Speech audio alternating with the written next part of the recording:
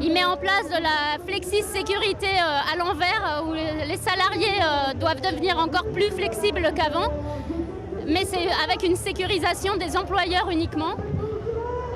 On prétend vouloir développer l'emploi en permettant de faciliter l'augmentation du temps de travail sans augmentation des salaires. Donc en fait, on ne va pas augmenter l'emploi, on va augmenter la pauvreté.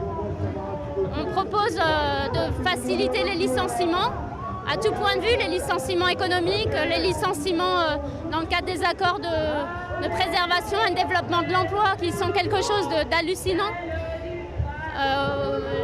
Il y a une suppression des avantages individuels acquis, enfin tout est remis en cause de A à Z, alors qu'au départ ils avaient dit que dans un premier temps ils ne toucheraient qu'au temps de travail.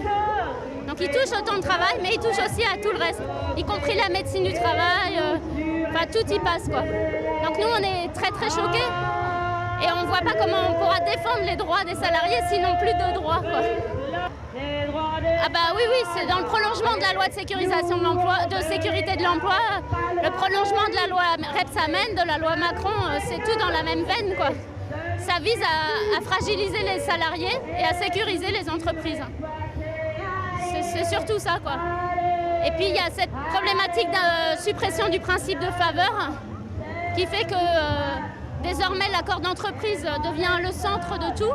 Plus important que la loi, plus important que le code du travail, que le contrat de travail, pardon, plus important que les conventions de branche.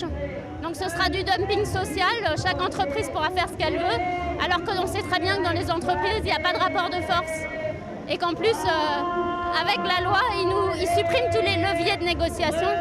Donc ce sera forcément de la négociation à la baisse, et voilà, c'est catastrophique quoi.